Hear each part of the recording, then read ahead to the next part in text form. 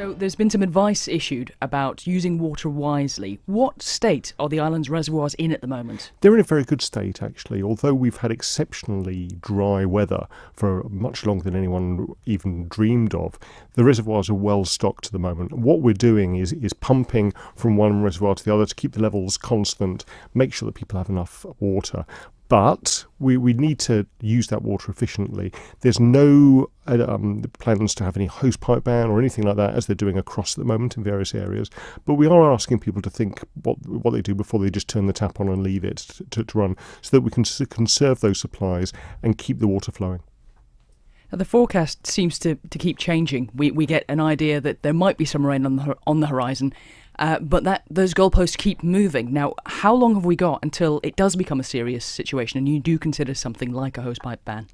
Earlier on in the year, we had a very, very wet winter and spring, and the reservoirs were completely full. What we've got now is a slight drop. It's no more than usual at this time of year, to be honest with you. And so we can carry on what we're doing now for at least the next month or two, even if we don't have any more rain. However, just to be on the safe side, we're asking people to think before they turn the taps on, to conserve water where necessary, just so we don't have to talk about hosepipe bans. Because the Isle of Man has got some fantastic gardens, some fantastic gardeners. They know how to look after their gardens. We're asking everyone else to do the same. And what sort of advice are you issuing? How can people be careful with water? Some of it's this common sense advice we often use. So, for instance, if you can have a shower rather than have a bath, that conserves a huge amount of water. If you're going to water your gardens, that's fine, but be aware that a hosepipe left on can use up to 1,000 litres of water per hour. So use it just as long as you need to. Try watering your garden late in the evening or even at night time. Keep an eye on it. Don't just leave the tap on and then go to bed. Keep an eye on it so that you're not drowning the grass. The other thing is that you don't need to water your lawn every day. We think about once a week, every 5 or 7 days, watering your lawn is absolutely fine. It will keep it going. It's very hard to keep it perfectly green in this sort of weather, but it certainly won't die out. And there are other simple things in terms of if you're going to wash your car, perhaps use a bucket rather than the hose pipe. If you're going to boil a kettle, don't fill it up right to the top. And if you're doing the washing up, conserve that water and use it for something else. And what about things like sprinklers? I mean, they're quite commonplace in the Isle of Man, Yep. certainly with people with large gardens. Sprinklers are fine. They're far better than just leaving the tap on and letting it drain out into the drain or go straight over onto the pavement. Again, what we'd say with sprinklers is move them around regularly so you water your whole garden. Don't let it get too waterlogged, but also do it towards the end of the evening or overnight so that the water just doesn't evaporate away and actually soaks into the ground and actually irrigates your lawn as you want to. Now, there's been quite a lot of debate recently about water meters in the Isle of Man and the possibility of introducing them. Would they act as, I suppose, a deterrent to people for using too much water or more water than they need, in that they would be able to see how much they're actually using and pay for it?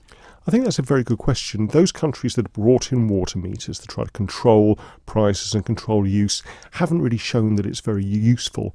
What we do know is that very hot countries like California, Spain have brought in water meters, but they charge a fortune for their water.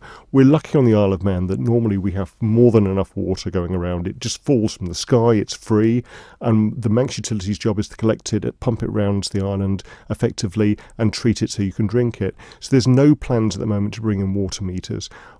However, we are looking at perhaps bringing them in for commercial properties because those big users of water sometimes need to make sure that they pay their fair share. And is there separate advice for commercial users of water?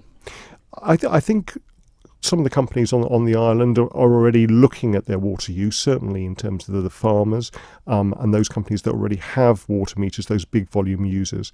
What we want to make sure during this very, very exceptional weather is that the farmers, those companies, aren't disadvantaged by cuts in their supply. And that's why we're asking everyone to take part to conserve the water supplies that we have.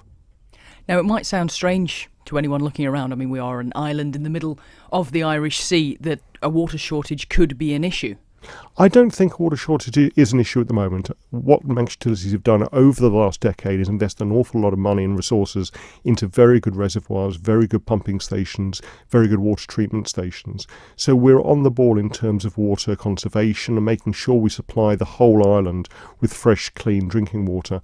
What we're asking customers and people to do is just be aware of the weather, be aware of the value of water, and perhaps not to waste it.